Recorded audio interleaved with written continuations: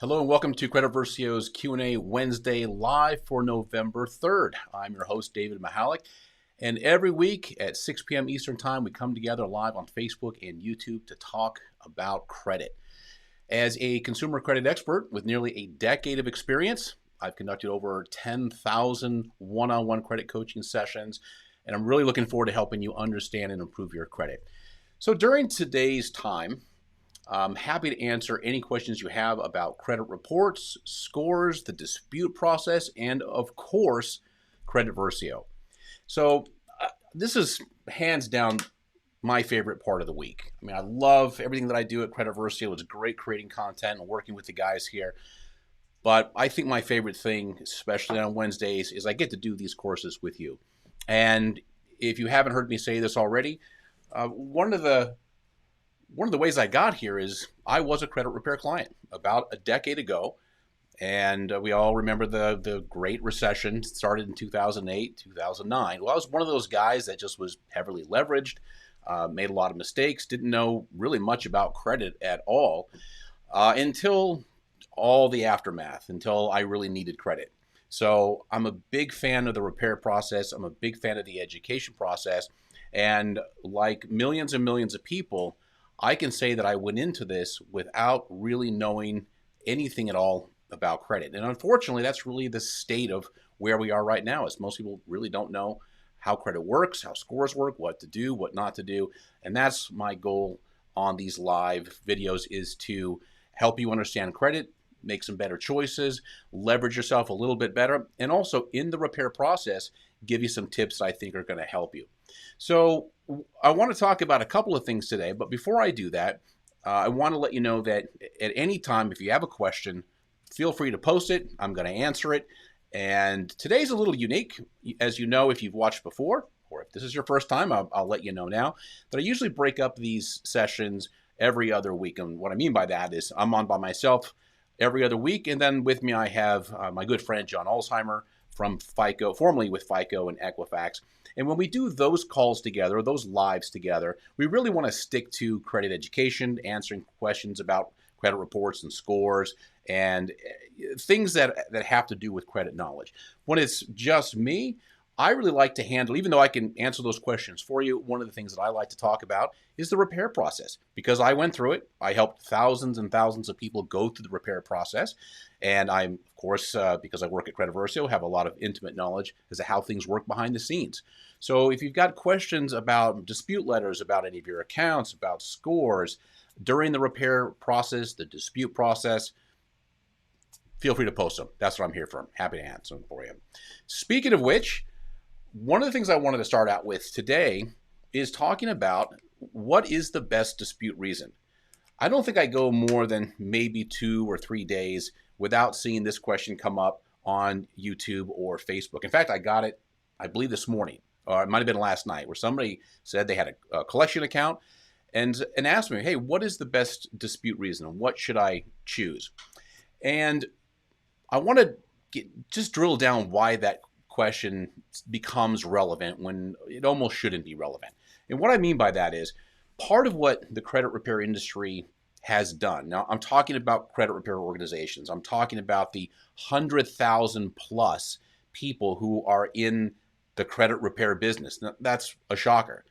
I was in credit repair for probably 6 or 7 years when I heard that stat. It was really hard for me to believe, but that's the case. And the fact of the matter is that about 98%, and I've heard this stat, I haven't confirmed it, but it sounds right to me, about high 90% of the people who are in the business are mom and pop shops, little contractors, people who get an account with, say, Dispute Suite or creditrepaircloud.com. There's a handful of others, spend $1,000 or $2,000, something like that, and they get into the credit repair space.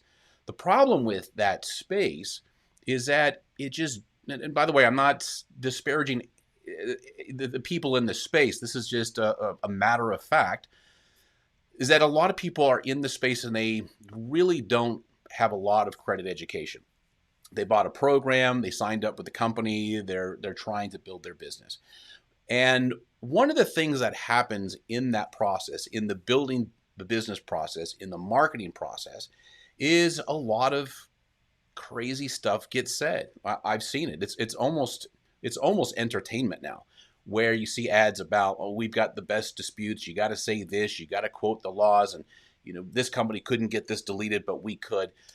And the problem with that is, aside from the fact that it's just patently not true, the other side of it is it gives people the impression that there's special techniques or special strategies, or if I say this, then I'm going to get some kind of a result, as opposed to if I say something completely different.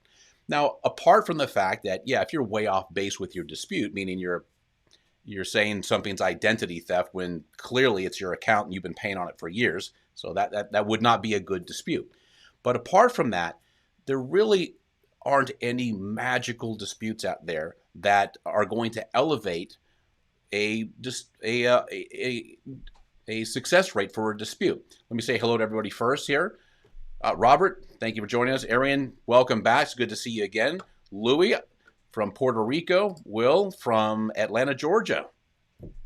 Will, you're in a really unique situation because, and I'm glad that and I'm assuming you're using Credit Versio. I hope that you are. But Georgia is one of those states where credit repair is not allowed. Same thing with South Carolina. So you can't hire a credit repair company out there unless they have an office, I believe. I think even they've kind of cracked down a little bit on what attorneys could do.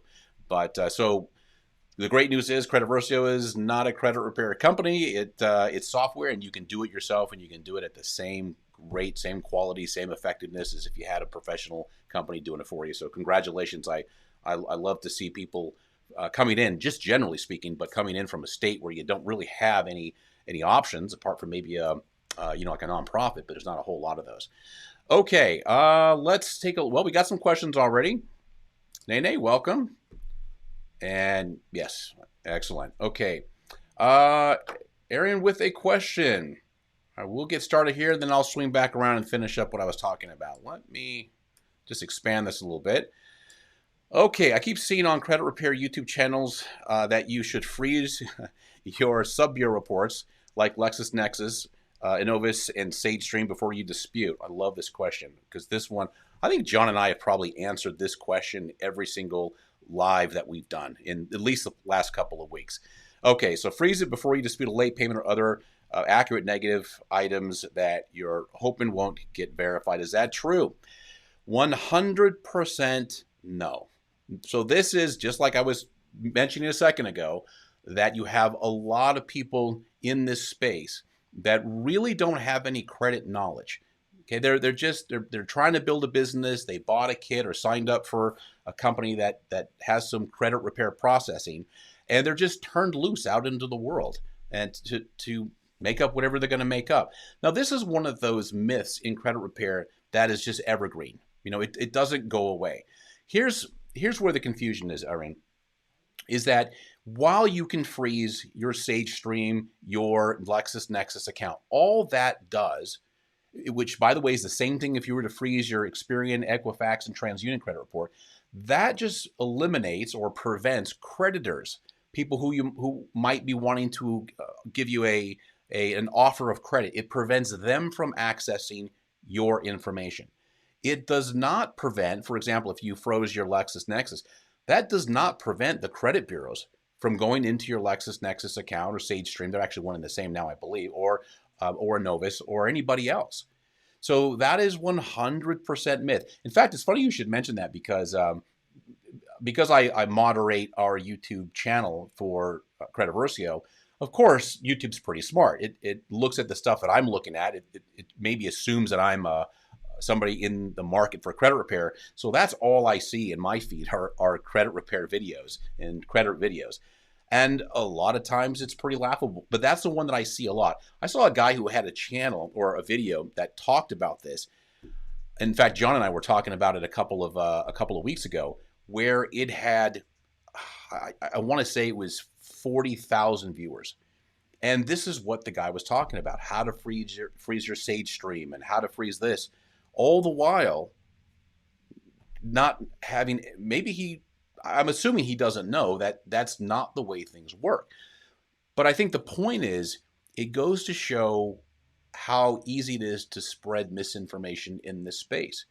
because he's got tens of thousands of people watching this video, giving people advice that we know for a fact doesn't work. In fact, it's not even hard to verify if you do a little bit of searching. So that's the answer to your question. If you want me to expand on it a little bit more, or you have a follow-up question, Arian, please let me know. Okay, Juan, let's see. Juan Zapata, good evening. I'm on my third round of disputes. In the last 2 rounds, I did not receive update reports from the bureaus. Is this normal? It can be. Sometimes they're going to send you a follow-up by email. It also depends, Juan. Be on the lookout for a response from the bureaus. And I've seen this happen a lot with people who either had a credit repair company before or did some disputes on their own before. What I mean by before is before Credit Versio. And then maybe a month or 2 later, they're like, let's give this Credit Versio a try. It seems to be pretty slick. And they start doing their disputes. Well, the problem is a lot of the disputes, because they're pretty standardized, most of the time, unless you really drill down something. I'm going to talk about that in a second. What's going to happen is if the dispute is really not specific to something about that account, it might be pretty close to a dispute that you did before. And what can happen, especially the second or maybe the third time, and this is why I'm pointing this out, Juan, because you said this is your third round. Sometimes the bureaus might look at that and say, hey, listen, you're sort of more or less asking us the same thing you did in your last 2 or 3 disputes, and we already answered it. So a lot of times they'll send you a follow-up saying, hey, we're not going to do any more work on this. We're not going to continue the investigation unless you bring us something that's new. So be on the lookout for that. If you're not getting that, or rather, if you haven't done any disputes prior to that, it doesn't mean that nothing's happening behind the scenes. I've had conversations with a lot of clients where they called up and they said, hey, I'm on my second round, on my third round. I'm not really getting any responses from the bureaus, but then we log into their Credit Versio account and see that they're getting deletion. So obviously something is happening. So go 4 rounds, see what happens. That's usually about the end of the dispute cycle, round 4, round 5. Now, if you're still not getting anything, the probability is that the dispute has been exhausted. They feel they've already answered the dispute. There really isn't anything new. And I'm going to talk about dispute reasons here in a second.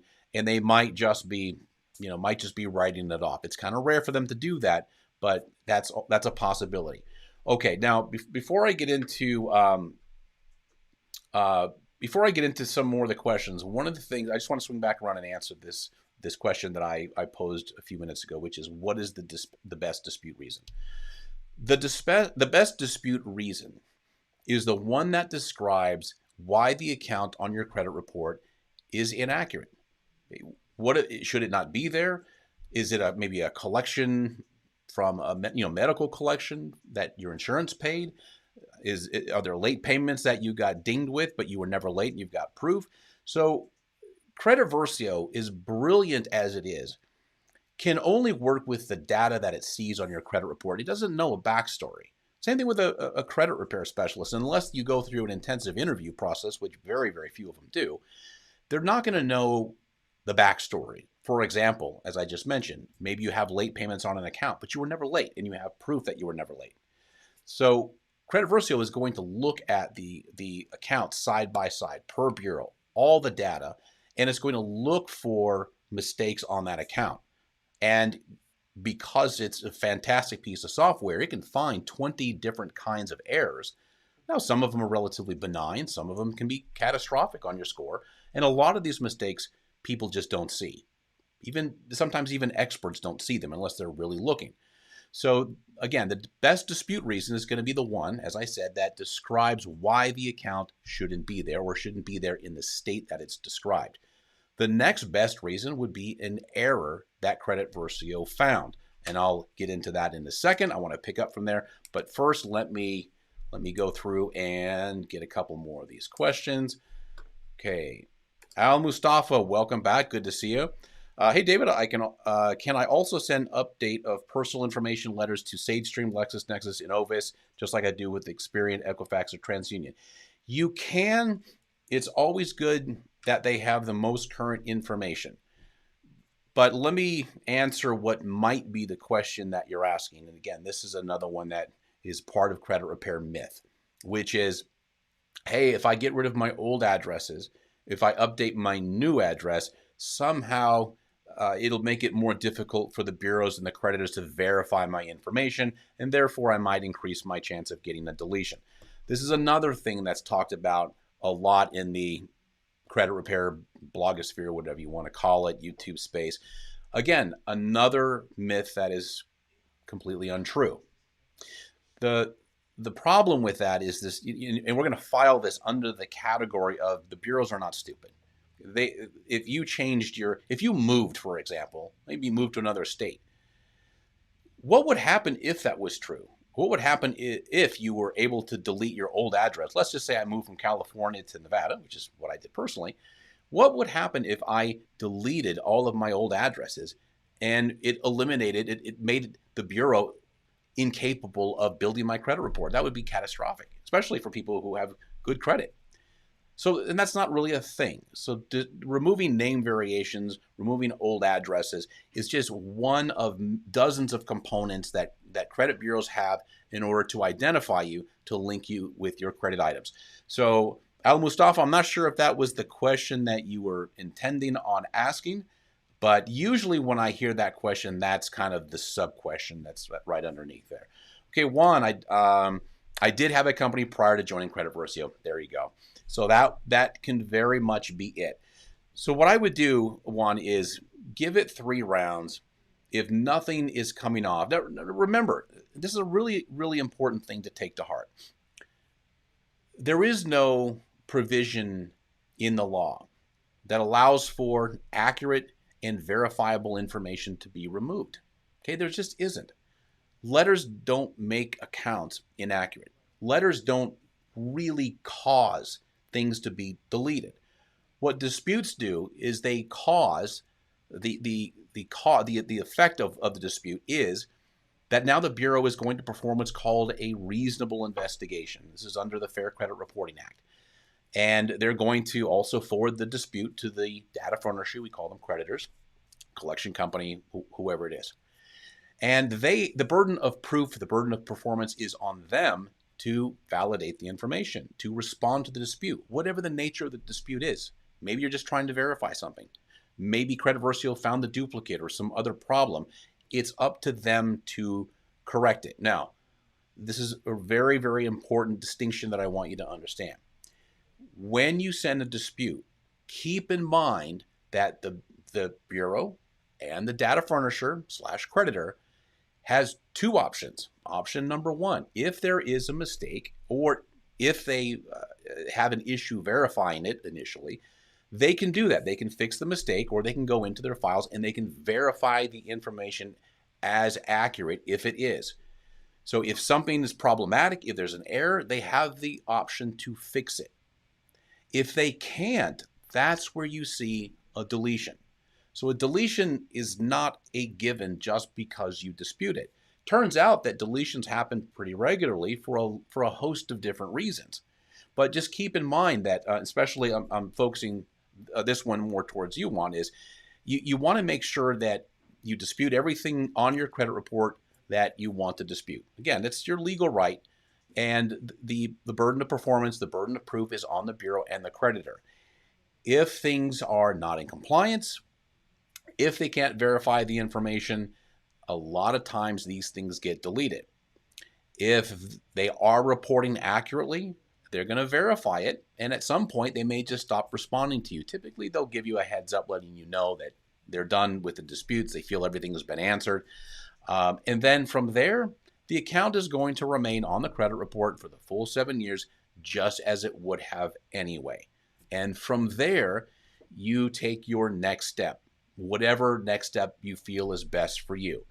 If it's an old account, if you want to let it age off, hey, great, fine. I'm a big advocate personally that if the money is owed, if you signed on the line that is dotted and you agreed to pay it, and you have the funds and the ability to, swing back around and make good on it.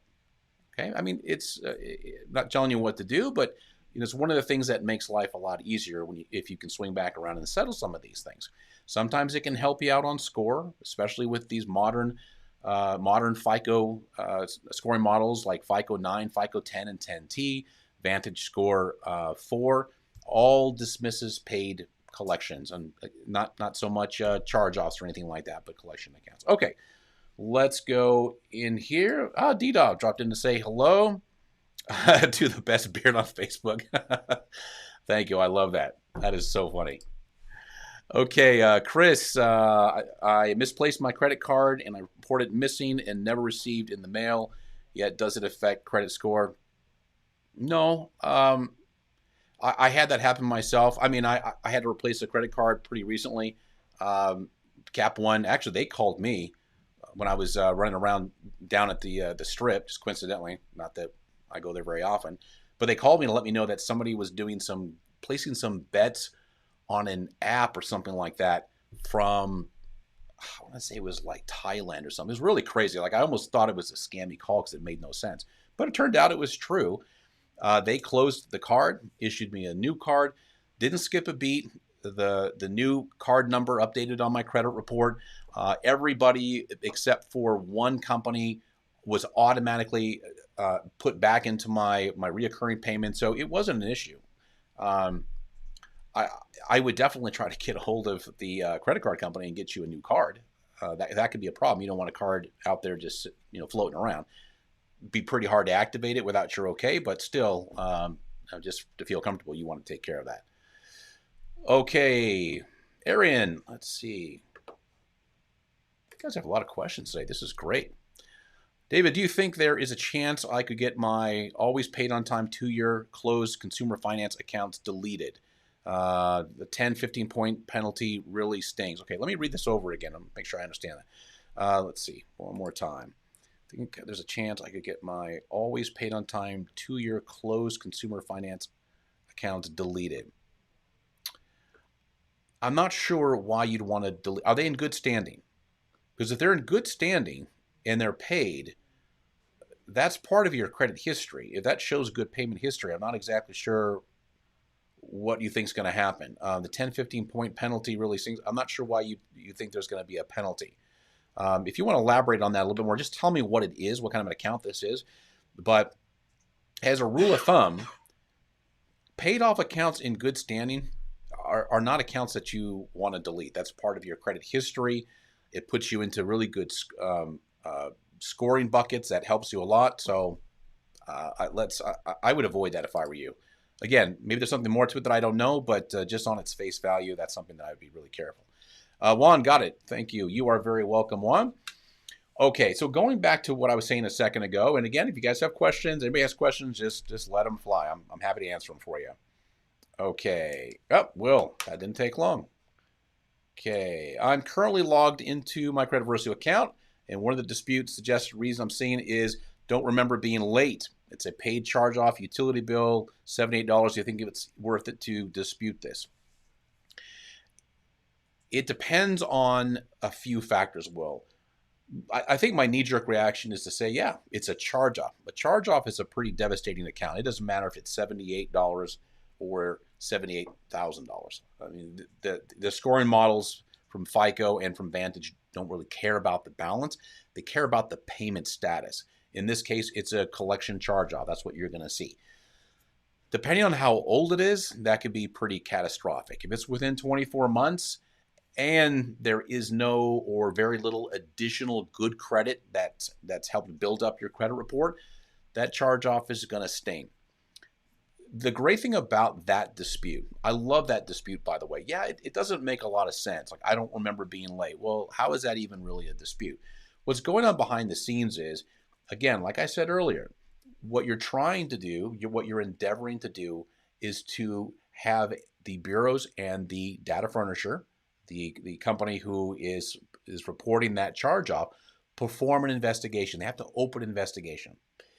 It's a charge-off account. Who knows how old it is? I mean, it's probably right there on your credit report. You're going to know better than anybody else. But if it's an older account, you might get lucky.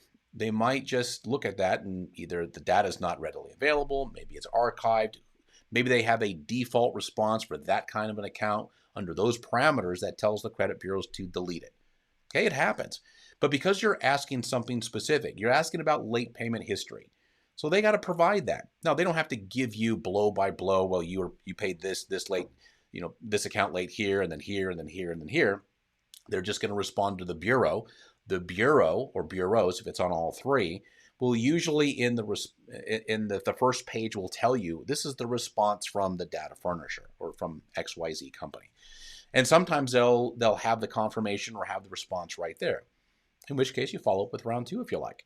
But it's not the dollar amount, Will, that's punishing you. It's going to be the fact that it has a payment status that says collection charge-off. That's considered to be total default. Those accounts carry a code called 09, and that is total default. It's the worst thing you can have on your credit report. Collection charge-off is about the worst thing you can have. Actually, not about, it is the worst thing you can have. For a short period of time, a bankruptcy can do a little bit more damage score-wise, but the difference is you recover from a bankruptcy a little bit smoother than you do a charge-off collection, because bankruptcy wipes out debt. It's not uncommon to see scores rise after a bankruptcy because all the debt's been wiped out and a handful of other things take place. So, all right, good question though, very good question. Let's see. They are, but I'm getting the consumer finance score factor as my second negative factor. Yeah, Aaron, I wouldn't read too much into that. Like one of the things that John and I discuss about adverse action reasons is even if the adverse action that's listed in that letter affected your score by 1 point, they got to put it in there. So that's why we have this hysteria about inquiries. Inquiries are the most benign things on a credit report. In fact, in a lot of cases, inquiries have no effect on people's credit scores. There's some variables in that, but they're not the boogeyman that people think they are. So why do people always want to talk about inquiries, always afraid of inquiries? Because in that adverse action letter, and if you don't know, an adverse action letter is a declination letter. So if you apply for credit somewhere and they send you that letter saying, hey, this is our obligatory response, why we turned you down for credit, and they have to list in the adverse action letter the things that contributed to it.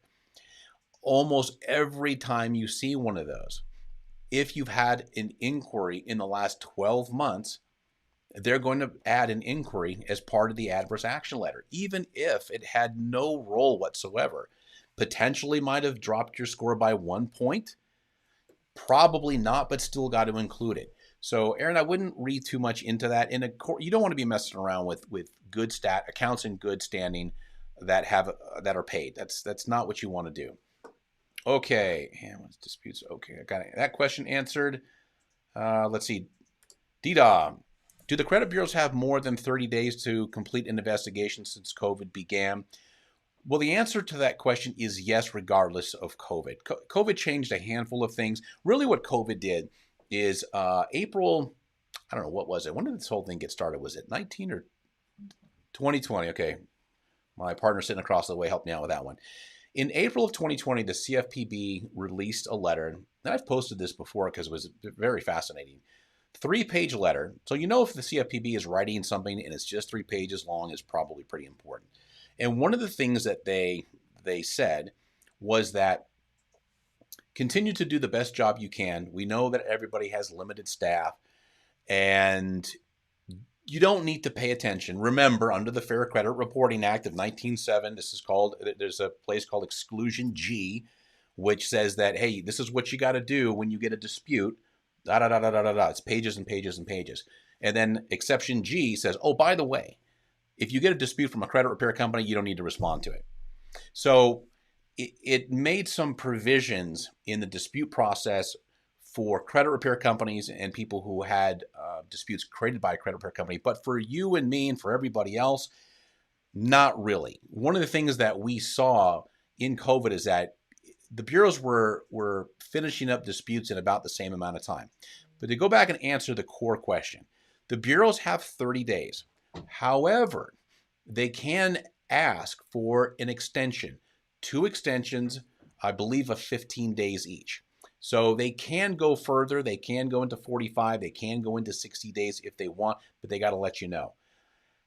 In the decade, roughly a decade that I've been doing this, I can't tell you how many thousands and thousands of clients and consultations. I don't know that I've ever seen that. I'm not saying that it hasn't happened, but because the dispute process is so much faster, it's so much more efficient than what it was when they wrote a lot of these policies, I don't think we're really seeing that being a problem very much. 30 days or less it's very rare that they're not done by that timeline. Okay, Aaron with another question. Let's see. My second negative factor on TransUnion Equifax is consumer finance accounts.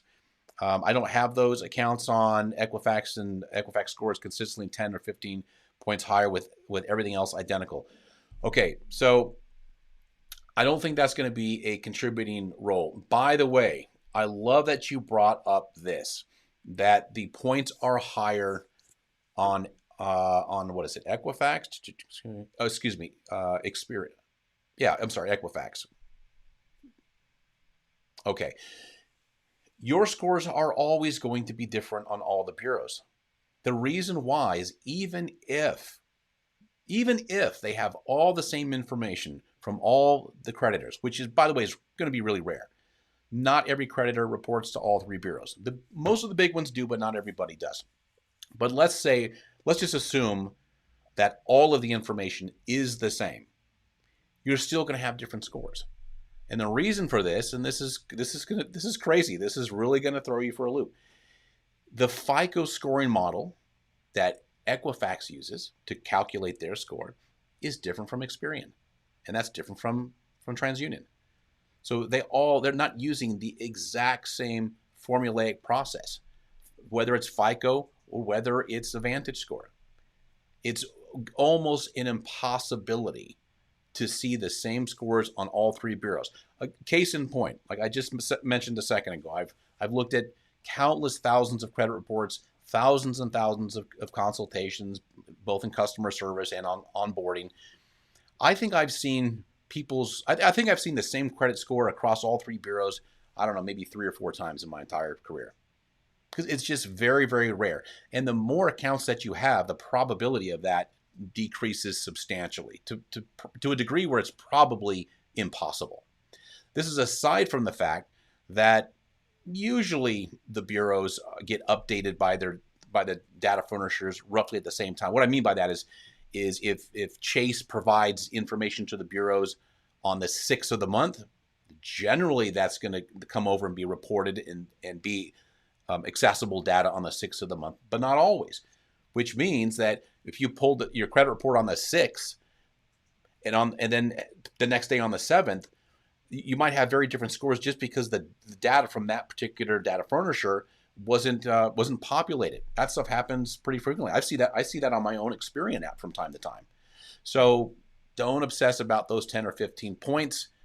Probably not affecting you at all. That's just the different variations of the FICO score or Vantage score that you're seeing. Pretty interesting, right? Okay, thank you. You're very welcome. All right, Mary, welcome. How beneficial is adding a consumer statement to my report? Do creditors read them? No, they do not. So this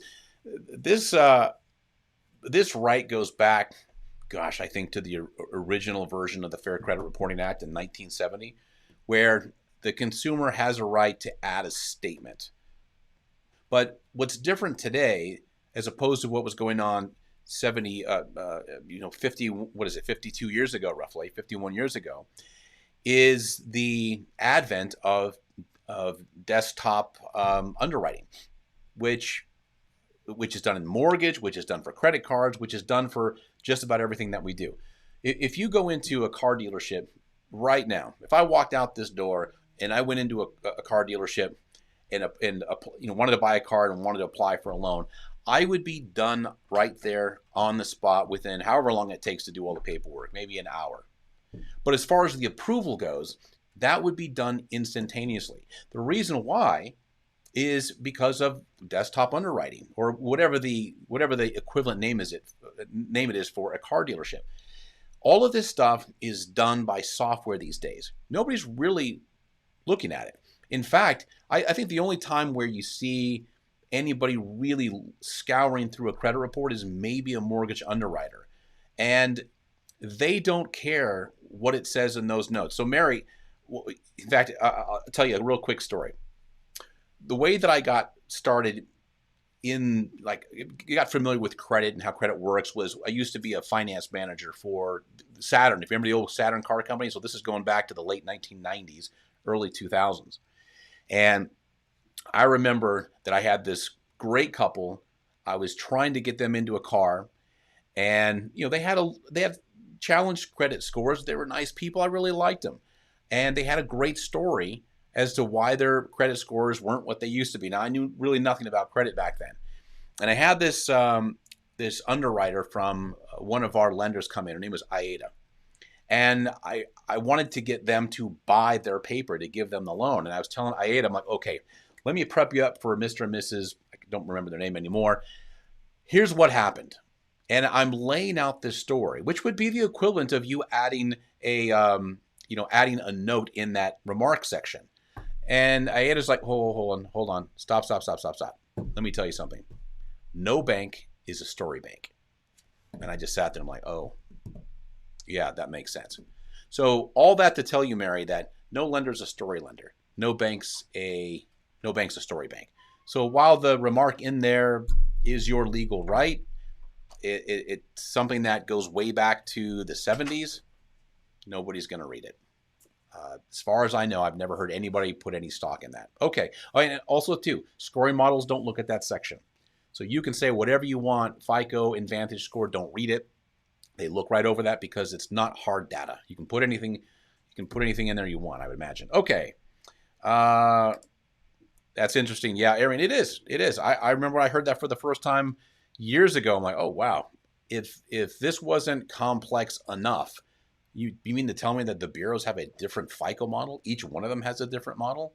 So you got to keep in mind, and I talk about this in the coaching videos, that why is this kind of innately confusing? And the reason for that is that you and I were never meant to see this stuff. It wasn't until FACTA, which is the Fair and Accurate Credit Transaction Act of, I believe it was 2003. Yeah, it was 2003. Until 2003, our credit report, our story, was a relationship in a conversation between our creditors and banks and lenders. So they were having a conversation about us when we're outside of the room. So that's what FACTA did, is it wanted to bring us into that conversation, which is great. In fact, we got some great stuff out of it. One of the things that we got out of it was annualcreditreport.com. So that's how you get your free credit reports. You're not going to get scores, but you can get free credit reports now weekly until April of 2022. But the problem is we weren't braced for it. Nobody pulled us aside and said, okay, guys, listen up, huddle around. This is going to be cool. You got now access to all of this credit information. Good luck. Go out there and be somebody. I mean, nobody prepped us up for what all this stuff means. So now that we're trying to repair credit or get into a house or get into a car, or we've got to get a security clearance, now we got to pay attention to this stuff in a way that we never have before. And that's where a lot of these problems come from. It's like, why do they do it that way? Well, because we were never supposed to be part of the conversation. Okay, Will with another question, and then maybe another 5 minutes or so, we'll call it a day. Is it possible to build a strong credit profile around paid charge-off accounts? Example, for every charge-off, there's like 2 or 3 positive accounts reporting. No, not really. Here's the cool thing, Will, about swinging back around and taking care of debts like this. And by the way, let me qualify. I should have said not really. Let me qualify this a little bit because half of the answer to this question is yes. When you're building good credit, the impact of the derogatory credit does lessen over time. The biggest healer on a credit report is really 2 things. Really good behavior. What I mean by that is paying things on time, paying things off, not overutilizing credit cards, not opening up too much credit, and time. Putting as much distance as possible between you and the negative event that took place. In this case, we're talking about a charge-off. So as that charge-off ages, when you hit that 18-month, 24-month, certainly 36-month, its impact becomes less and less. Again, assuming you're doing other good things, to the point where, and there's different views on this, but I'll accept John's view, and John's the gentleman I have with me on every other week, and this is a guy that is, a big part of FICO and was with Equifax for many years. He has said many times that about the 24-month mark is when you start seeing real relief coming from heavy derogatory accounts. So you can recover just fine. I mean, you're not going to be 850, okay? With any, to be an 850, I'm not saying you need to be there. Anything over 760 is elite. Beyond that, it's just kind of showing off, but it's nice to have. But you're not going to get there in the 800s, mid 800s, excuse me, with derogatory credit. It's got to fall off. It's got to age off. Now, the nice thing about settling this kind of debt is you end that adversarial and very uncomfortable and potentially harmful relationship with a creditor. This isn't to spook you, but keep in mind that when creditors don't get paid, and I know, Will, earlier you talked about that $78 charge off. Okay, this is probably not going to be that account's probably not going to be the best example. But if you got a $2,000 or $3,000 or $10,000 charge off, depending on what their, depending on their MO, depending on what's important to them, they could sell that to a collection company. That collection company could file a lawsuit, or they could file a lawsuit, or they could just let it go. I mean, you don't know. That's kind of the problem. Is it's money that's owed. They know that they're owed it. They couldn't get it from you at that point in time, but if they sell it to a collection company and they do a skip trace, they look at your credit report. Let's say it's been a couple of years later, and they see that, oh wow, this Will's got the ability to pay this. He's got a couple of credit cards. He's got some room on these credit cards. Let's give Will a call. Let's get paid. And that's not a bad thing. I'm not saying pay him full price. Negotiate with him a little bit. But it's a great feeling to be able to swing back around and say, okay, let me settle out some of this stuff. And then, and this is the credit repair side of my mouth talking, swing back around and do a dispute. One of the things that I've seen happen countless times is that people settle debt, whether it's with the original creditor, the collection charge-off, or a third-party collection company. They settle it, wait about 30, 60 days, and then they send a dispute. And what happens more often than if there was a balance, is that creditor, that collection company is going to get that dispute letter from you and go, oh, well, they already paid us. Why is Will disputing this? Well, they're going to know why. They're going to look at it and go, well, let's not spend any more time, energy, and money on doing what the law says we have to do, which is verify this information, or at least do what's called a reasonable investigation and reply to this. Let's just hit the delete button. So sometimes that happens. So it increases your chance of cleaning up your credit a little bit faster when things are paid. Okay, it's just a reality. Creditors, they want their money. It's understandable. Okay, but just a little bit more on that one, Will. Always one of the best things you can do is rebuild smart. Okay, everybody is willing to forgive mistakes in the past. That's why these things drop off in 7 years. They know that you went through a moment in time, just like I went through a moment in time. I had bad credit for years. It was rough, but that's not who I am now, especially as a credit risk. Same thing with you. And the way that I demonstrate that is I've got good credit card habits. I pay things on time. I've got a nice mix of credit. I'm using credit responsibly. I'm not opening up a lot of new credit. All the things that I talk about in our coaching program, go to YouTube, under coaching program, it's all right there. It's 11 videos. It's not that much. You can go through there and have a really good understanding of what you need to do to look great in the eyes of lenders.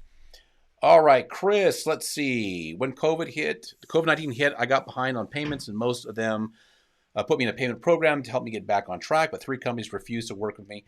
Is it true that debt is considered paid? Is it true that debt is considered paid? Well, actually, it depends on, so there's a lot of provisions made during COVID-19 where they were granting extra time under hardship. Usually you'll see that note in there. What that was designed to do is to notate that there's forbearance and that you're in a hardship program. It doesn't mean the debt is paid at all. In fact, one of the interesting conversations that I think that's going to come out of this is what's going to happen with all of the mortgage relief that's taken place. You've got people who've gone 4 or 5, 6 months, a year without paying their mortgage. Now, I guess the prevailing conversation, the prevailing opinion is that that's going to be added on to the back end of the loan. But I don't know exactly what's going to happen with credit card debt or any other kinds of installment loans. But that money in some form or another is going to need to be paid. That's a conversation that you want to have with your lender, because I think they're all different. I think there's different requirements. And sometimes I know a lot of this is federal. I think that it might be on a state-by-state basis, not so much with mortgage because that was largely federal, I believe. But with individual creditors, you might have to have a conversation with them. As far as them not working with you, if they're putting derogatory information on your credit report, that might be, I don't know specifically what the answer to that is going to be. If they were obligated to give you some kind of relief, I don't know the answer to that. But as a follow-up on that, let me know, are they putting negative information because they wouldn't work with you, or are you referring to something else? Okay. Will, thanks so much for answering my questions. Great Q&A today. Will, you are very welcome. And awesome questions. I love these questions. All right, let's take a look at our time. Yep, we're actually going a little bit over. Okay. Thank you so much for joining me today. I love answering your questions. Now, one thing I did notice from last time, if you posted a question on Facebook, for whatever reason, I have a little bit of a challenge seeing that one. I'm going to dig through it again. So if anybody asks a question that I missed on YouTube, I meant to say YouTube, I will dig around for it and answer it. If I missed it, if I don't get to it within 24 hours, send the question to support@creditversio.com, and I promise you it will get answered. Okay, thank you again for joining me today. And if you're seeing this video as a replay, not live, please post your questions. I will be happy to answer them. I always get notifications when questions are added. Thank you so much, and I will see you live Q&A next Wednesday.